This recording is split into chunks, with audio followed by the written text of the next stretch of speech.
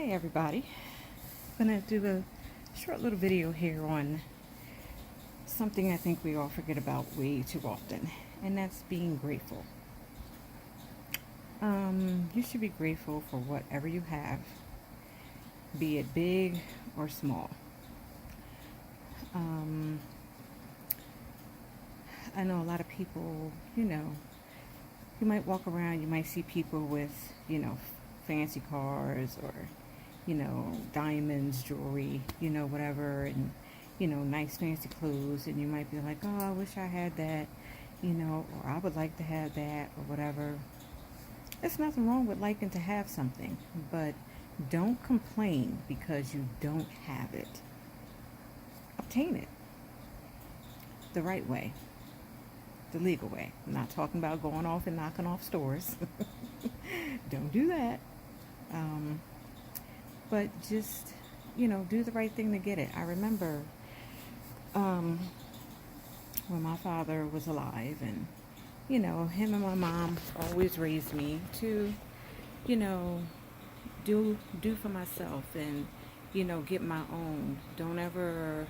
My father actually made me help him, made me not help him, but made me promise him that I would never go on welfare, that I would never go to the system, and through the system and this and that for nothing. He said, you are strong, you are able bodied, and you're able to work. So you work. You work for what you want. You work for what you need. You know, he said, because me and your mother ain't going to be around forever, which is true. So you need to work. So, I worked little jobs here and there when I was turned 15, worked jobs in the summer and stuff, with my friends. And, my dad would take me to work and pick me up, that type of thing. But I didn't have to, but I just wanted to do something to get out the house. So what better to do but then get a little part-time job and make some extra money, and go to work. So that's what I did. Okay, had to pause that. My little one coming in here telling me something. Anyway, so I did that in my youth, you know. But, you know, just, I know a lot of my, nieces and nephews, are young. They're younger than me, you know. So I just want to tell y'all, you know, it's okay to be on assistance if you have welfare or Section 8 or, food stamps, anything like that.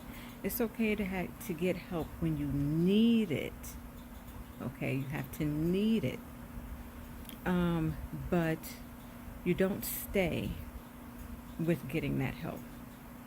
If you're on Section 8, then you work and you save up the money so you can get a house. So you don't have to be on Section 8.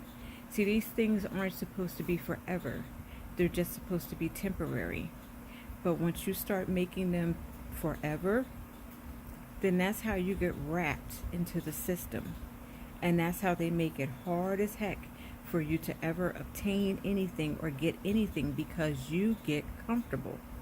I'm like, oh, I don't have to pay no rent. I'm on Section 8. Whatever. And you get comfortable. And they got you. It's a trap. Y'all got to wake up and see. Read in between the lines. Same thing with food stamps. The same thing with welfare. Any type of assistance from the government that you're getting. Only use it for temporary. There was a time, when we moved to Florida, like I said, Florida really served us up. And, I had to get assistance. I didn't get welfare because I didn't qualify for it, but I had to get food stamps, and really that's it. That's all I ever got in my life was food stamps. Even for a little while when I came over here, I had got food stamps. But for a little while, the key words are a little while. You get it and you use it and then you get off it. You don't stay on it.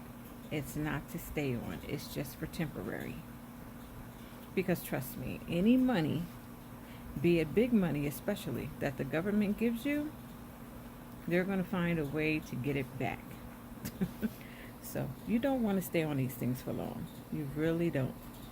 When you like hitting late 30s, 40s, and then maybe you have it where you can go and get a condominium or, an apartment or somewhere, in a nice area.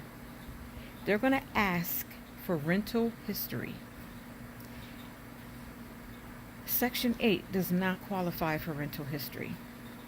They're going to want to know a place that you stayed in where you pay the rent and you paid it every month like you should have, and they can call the people and they can say, oh yeah, they were a good tenant, they didn't ever cause any problems, they paid their rent, this and that and the other. You can't do that with Section 8. If they get in touch with the landlord might say,